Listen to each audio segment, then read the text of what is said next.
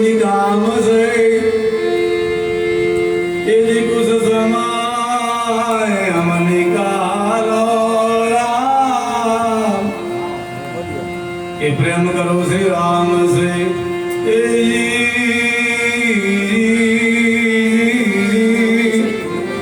प्रेम करो श्री राम से। अरे संतोए आपने वाले में कीधु छे के हे मानव तने आ मोंघो मानव देह मळ्यो छे आने संतोए अमूलो कीधो मोंघो कीधो सणभंगुर कीधो घड़ीक में भांगीने भूखो थई जाय एवी आ एक काचनी पुतળી छे એટલે संतोए कीधु के जिंदगी जबत कर जाएगी फुर्सत ना होगी कोई काम से कुछ समय के आमा निकालो प्रेम करी लो श्री राम से कई समय काढजो नकर खबर नहीं पड़ता आखी जिंदगी पूरी થઈ જશે। जिंदगी में आ माया ની અંદર આપણે ફસાયેલા છીએ મોહની માલકોર આપણે બંધાણા છીએ એટલે ખબર નહીં પડે પણ વિષયોની વાસના એવી છે કે આપણને સટકવા દેવું છે નહીં પણ કંઈક સમય ભગવાનના ભજન માટે કાઢજો નહીતર ખબર નહીં પડે જિંદગી ક્યારે પૂરી થઈ જાય ક્યારે આ દુનિયા છોડીને જવાનું થાય કોઈને ખબર નથી।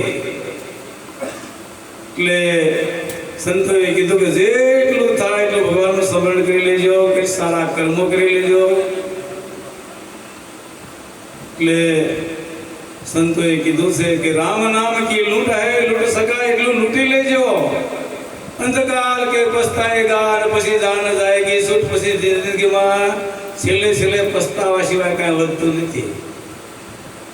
આખી જિંદગી એવી છે અને શરીરમાં જ્યારે શક્તિ હોય ત્યારેથી ભક્તિની શરૂઆત કરી લેજો નહીતર પછી ગટપણમાં કોઈ ગોવિંદ ગાયા જ નથી પછી તો તૃષ્ણા વધે લોલુપતા વધે બીજું કાઈ વધતું નથી।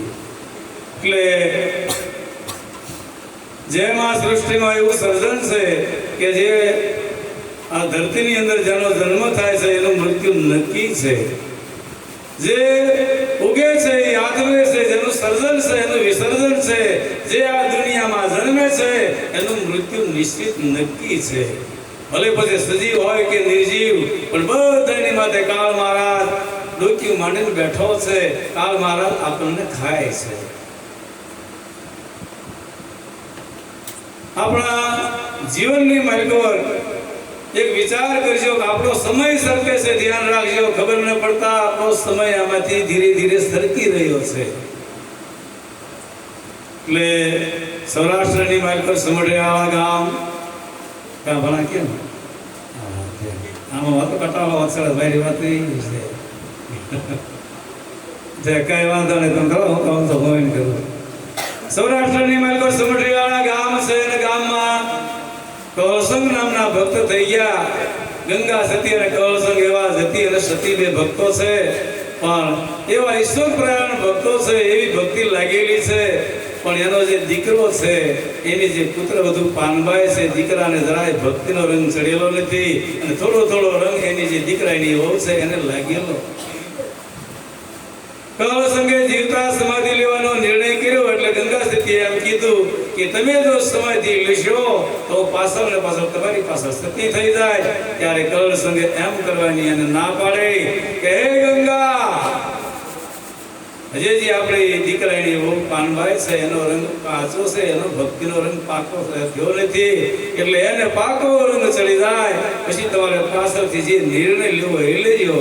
એટલે કૌલસંગે જીવતા સમાધિ લીધી અને ગંગા સતીએ એમ કહેવાય છે કે આખી જિંદગી જીવું એને વર્તન કર્યું હતું પ્રભુમય જીવન જેને ગાળ્યું હતું સારા સારા સંસ્કારો એની વહુને આપે છે અને એમાં એને 42 ભજનોની રચના કરી। ગંગા સતીએ 42 ભજનો જેને આચરણમાં ઉતાર્યા વિચારમાં ઉતાર્યા કર્મમાં ઉતાર્યા અને શ્વાસની અંદર એને ભક્તિ ઉતારી। एक श्वास एना एम नहीं कि भगवान ना भजन भी ना जाए 21,000 ने 100 काल भगवान ने नौत्र देवा जाए छे ई श्वास गंगा सतीए वणी लीधा। વિચાર કરીને ભજનની મરકે મૂકી દીધા. એનું એક ભજન એવું છે કે હે પાનભાઈ, જે આપણને આ જીવન મળ્યું છે, આ દુનિયામાં જે આ પંચતત્વનું પુતળું મળ્યું છે, એ કેવું છે, અને આમાંથી તમારી જિંદગી સરખે છે.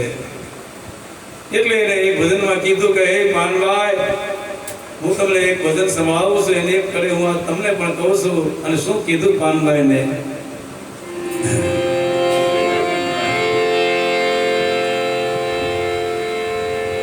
એવા વીજળીને ચમકારે.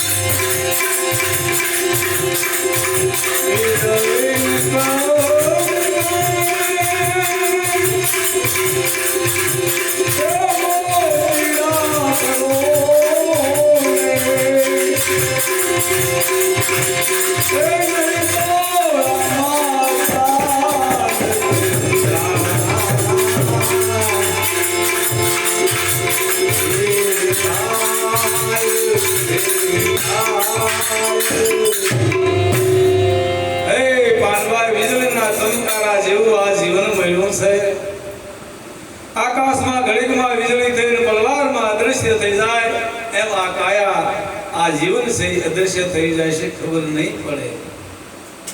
માટે રામ નામ રૂપી કે મોતીડા તમે પરવી લો, નહીતર અચાનક કે અંધારું થઈ જાય છે, પછી જિંદગી પૂરી થઈ જાય. 21,000 સુવાસા કાળ ભગવાનને નોતરું દેવામાંથી જાય છે.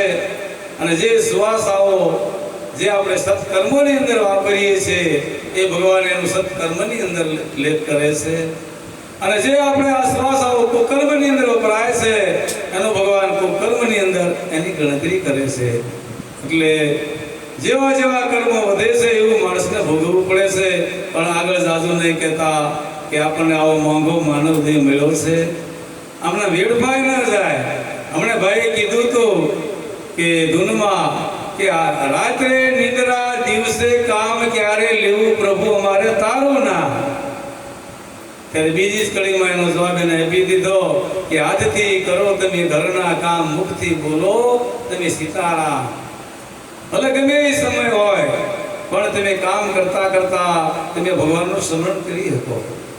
ભલે તમે સવાર સાંજ નિયમમાં જો હો તો નિયમમાં રહેજો, નહીતર ઉઠતા હાલતા ચાલતા ગમે ત્યારે ભગવાનનું નામ લેજો.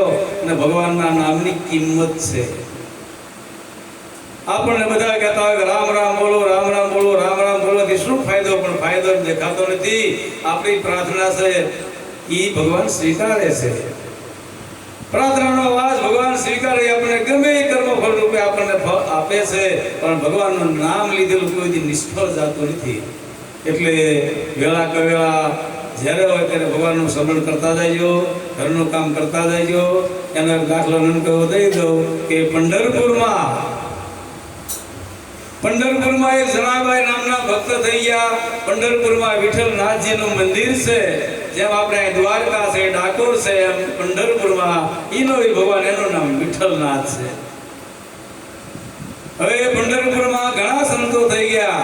રંકા, વંકા, ગુરુ કુંભાર, નામદેવ, વામદેવ, આ બધા જે મહાન સંતો છે મહારાષ્ટ્રમાં પંઢરપુરમાં થયા.